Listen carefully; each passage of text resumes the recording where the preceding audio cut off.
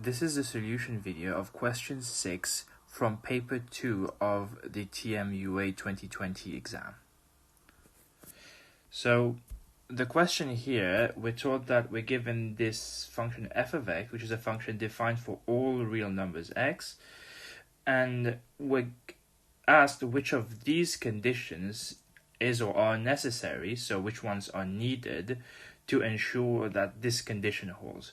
So we want the integral from -5 to 0 of f of x to be equal to the integral from 0 to 5 of f of x dx.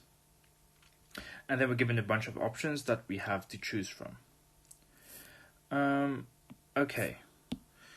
So when looking at this question, there isn't anything algebraic, any way we can manipulate this integral really easily. So what's the best thing to do here would be to think of each condition separately and to think of the integral as being the area under the graph of f of x. So in particular, what I mean is that we want to think of this integral from the integral of f of x from a to b to be the signed area under the graph of f of x. By signed area, I mean that if f of x is below the x-axis, then the area will be then the integral will be negative, even though the area is still a positive number. So let's look at the conditions separately now. So first thing, let's look at condition 1. So condition 1 is just saying that f of x is equal to f of minus x. So f of x is something that's symmetric about the y-axis. So it would look something like this black graph here. So here I've chosen like a triangle that looks that is symmetric about, two triangles represent the f of x that's symmetric about the y-axis. So you can see here, for example, if I go to a value x here, then f of minus x would be somewhere here, and they are the same height.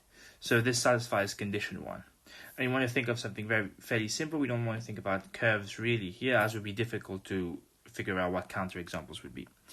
So if we try and think about a graph such that this holds, but condition 1 doesn't hold, the first thing we could do is we could look at how can we change the area of how can we change the shape of f of x to the shape of this triangle, but to maintain the area under f of x to be the same.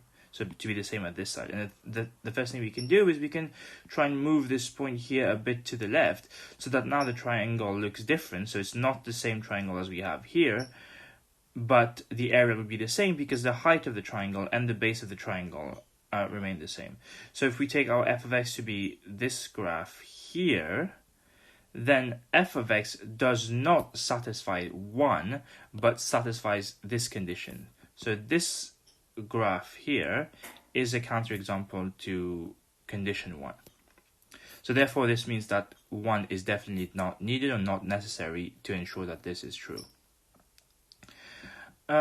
Next, if we think about about the second condition, which just says that f of x is constant, then we already looked at two graphs where f of x is not constant, and it satisfies this condition. So for example, if we look at this black graph again, then this is going to be a counterexample to condition 2.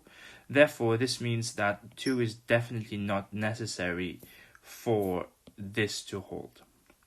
Finally, if we look at condition 3, if we think about what this means graphically, then it's going to be a curve that's essentially anti-symmetric about the y-axis. So it sort of has rotational symmetry about the origin here.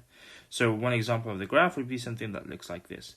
But then, if we remember correctly, what that means, what this condition means, is that we want the signed area under the graph of f of x to be the same. But the area here is negative and the area here is positive, so this definitely does not hold.